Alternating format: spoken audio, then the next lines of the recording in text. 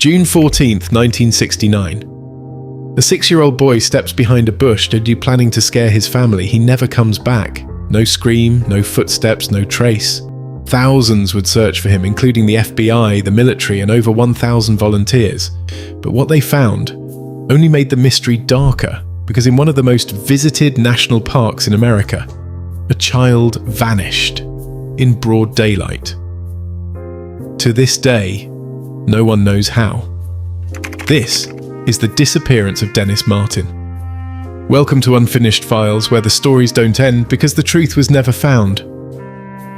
Spence Field sits high on a ridge where the grass rolls out in a patchwork of green and shadow, and the air smells faintly of earth and wood smoke. On June 14th, 1969, the Martin family arrived here with nothing on their minds but a weekend together. The sky was clear, the temperature a gentle 78 degrees, the kind of day that makes you want to breathe deep and stretch out in the sun. Dennis was the youngest, 6 years old, small for his age, but quick on his feet. He wore a bright red shirt, easy to spot against the wild tangle of rhododendron and mountain laurel that ringed the field. His older brothers, Brian and Keith, chased each other through the tall grass, their laughter echoing across the open ridge. Their father, Robert, unpacked the gear while their grandfather, Clyde, stacked firewood by the camp ring. It's an ordinary scene. A family, a summer day, a national park that draws millions every year. Nothing out of place, nothing to fear. But there is something about the Smokies, something in the way the forest presses close, the way the light flickers between the branches. The ground here is uneven, cut by hidden hollows and thick with undergrowth. Even a few steps off the trail, the world can swallow you up. The Martins set up camp just off the Appalachian Trail, surrounded by second-growth hardwoods and thickets that could hide anything or anyone. Dennis darted between the trees, his brothers always a few strides ahead, the adults never far behind. It was just a game, just a family, just another summer afternoon, and then everything changed. That's what gets me. How quickly the ordinary can turn into something you can't explain. One moment you're watching your kids play in the sun, the next the silence feels heavy, like the woods are holding their breath. This is Unfinished Files, and this is where the mystery truly begins.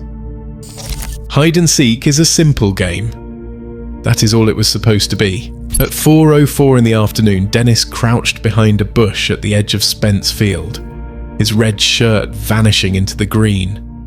His brothers darted through the grass, calling his name, their voices bouncing off the trees. The air felt thick, the world holding its breath. Seconds ticked by. Laughter faded. Brian and Keith circled back, expecting Dennis to pop out with a grin. Instead, there was nothing. No footsteps, no giggle, just the wind whispering through the rhododendron. Robert Martin scanned the clearing. His eyes moved from the fire ring to the trees, back to the spot where Dennis was last seen. He called out sharp and loud. Silence answered. That is the moment everything shifted. In the space of 1 minute, a father's mind went from mild annoyance, thinking he was just hiding, to a cold, creeping dread. The forest, so welcoming just an hour before, now seemed endless. Shadows pooled under the branches. Every hollow looked deep enough to swallow a child. The family split up, shouting, searching, hearts pounding. Each second stretched longer. The sun was still high, but it felt like darkness had already settled in. This is the part that haunts me, how a child can vanish right there with everyone so close. No one saw him go. No one heard a scream. One moment, Dennis was a boy in a red shirt hiding for fun. The next, he was gone. That is the last anyone ever saw of Dennis Martin. And in that instant, a family outing became a nightmare that would never end. What do you think happened in those silent minutes? At 4:34 p.m, Robert Martin's urgent call cut through the static. His son was missing from Spence Field. John Nielsen, stationed at Cades Cove, logged the emergency and relayed it to Frank Huffman. Huffman, already lacing his boots, joined Nielsen and a Sevier County Rescue Squad volunteer. They set out immediately, climbing 6 miles of steep, tangled trail. The woods pressed in, heavy and silent, as they hurried toward the Martin camp. Every minute felt stolen from the chance to find a child lost in the wild. By 5:12 p.m, the first searchers arrived.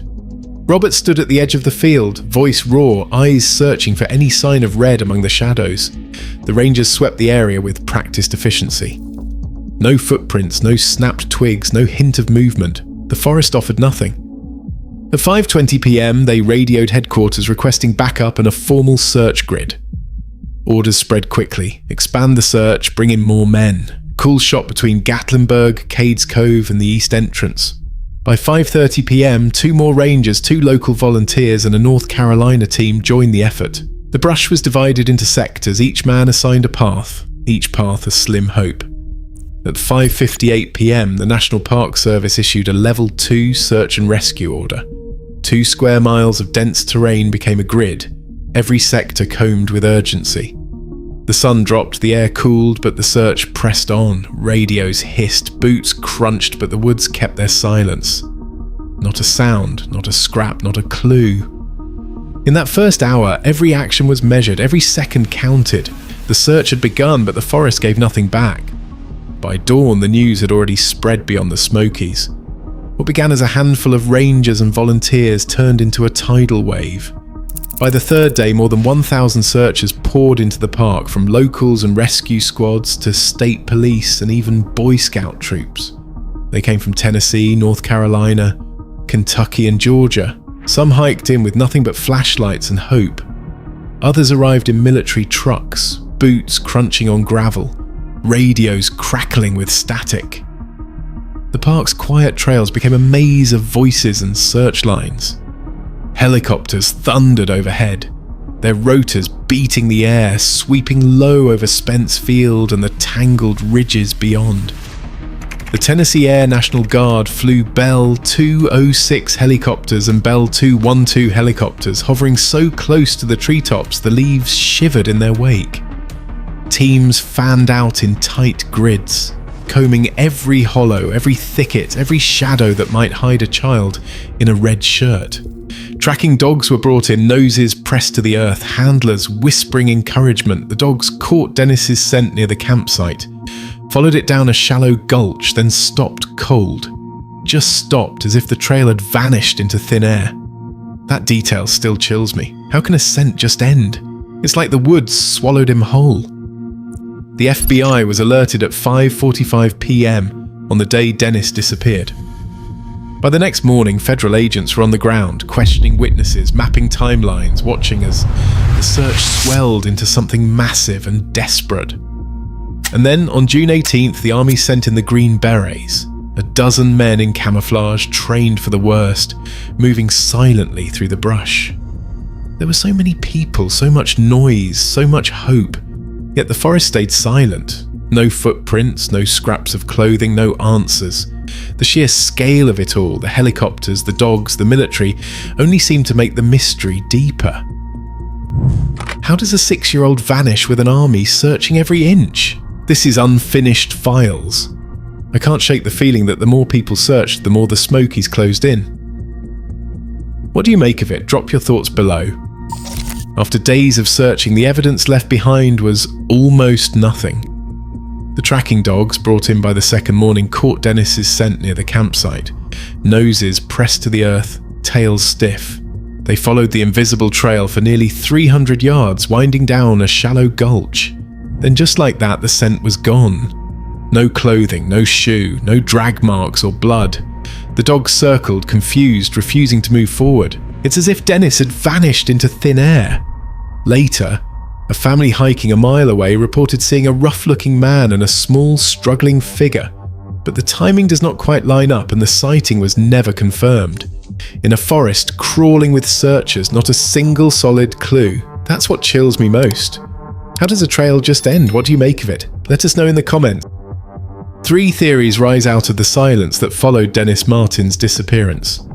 Some say he wandered off, lost in the wild maze of the Smokies, a 6-year-old against miles of unforgiving terrain, where survival odds shrink by the hour.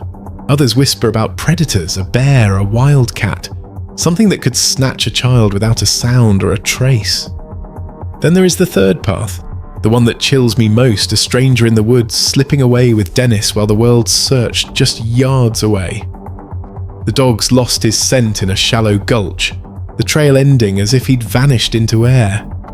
No footprints, no drag marks, no answers. Each theory fits the facts, yet none can explain how a boy in a red shirt could disappear in daylight with 1,000 eyes searching and nothing left behind.